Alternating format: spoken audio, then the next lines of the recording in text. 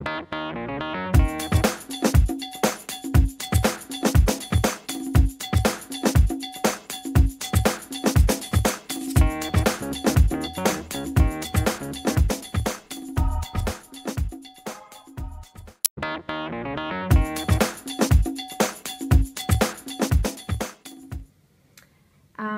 James, just talking about, the thing that I experienced when I read Hungry for Change was the feeling of overwhelm. And what I mean by that is there seems to be so many things that are wrong with the foods that we eat, where they come from. It all looks pretty healthy on the surface, but ultimately, you know, it may not necessarily be. So I felt quite overwhelmed as to where to begin. So if you could share with us 3 tips for somebody who, like me, may be experiencing the overwhelm, that they could integrate into their life straight away, that they could have become non-negotiables. Sure. That would, you know, just help them to start to make a difference. Great question, and I think probably 2 answers for that. Let's do 3 tips that are non-negotiable and super easy, and then there's 3 tips that I'd love you to try to. That might be a good way of putting it. I think the 3 non-negotiables would be, one would be to get proper hydration, and to potentially try to start your day with good hydration and drinking really good quality water.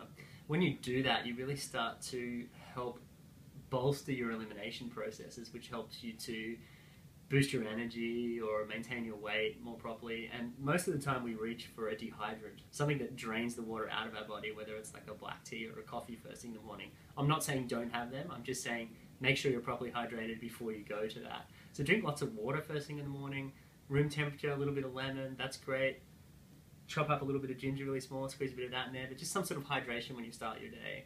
Another thing would be, like keeping it at the start of the day, would be trying to just swap out some bread with maybe like a nori wrap or something. You see them at the health food stores or something, and you can just get like the seaweed wrap.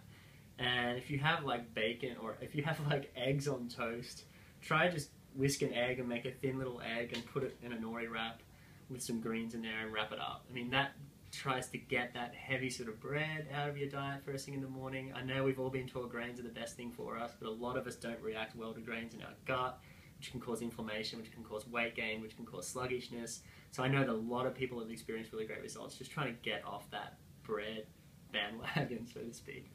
And the third thing would be to have some sort of living food or raw food element with each of your meals. It doesn't have to be 50. Okay, the last of the 3 tips, which would be ideal non-negotiables, would be have some sort of raw food or living food component with each of the meals that you have. So for that breakfast idea with the nori wrap, a little bit of egg, trying to get some fresh green herbs or some fresh leafy greens in there.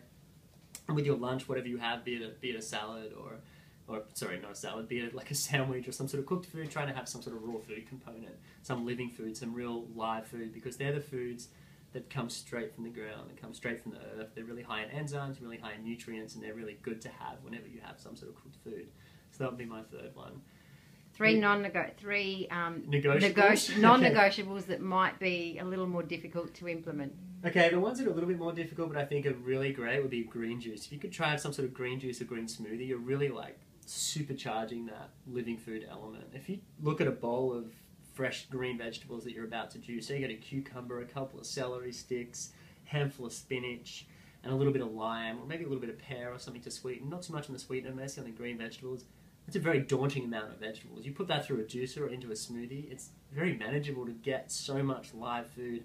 And those that chlorophyll and those rich plant nutrients in there are so powerful for cleansing and healing our bodies. And if you've got some sort of chronic illness, or if you're just looking to be as healthy and energized as possible, that's a really great way to get that in.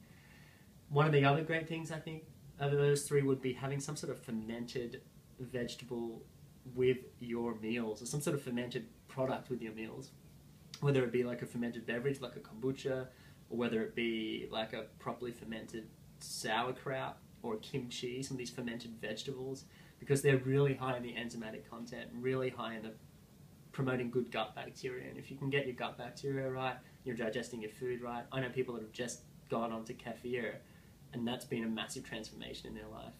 And just being able to recolonize your gut with good food, because every time we eat deep fried food, or every time we eat burnt food or every time we eat processed food, we're doing damage to our guts. And if we can help to repair that gut bacteria, that's really powerful for digestion. And the third thing I would say out of those more upper level non-negotiables would be, I've already said the raw food component in the first one. I would say become a qualitarian. Every time you eat something, think about your food like a qualitarian.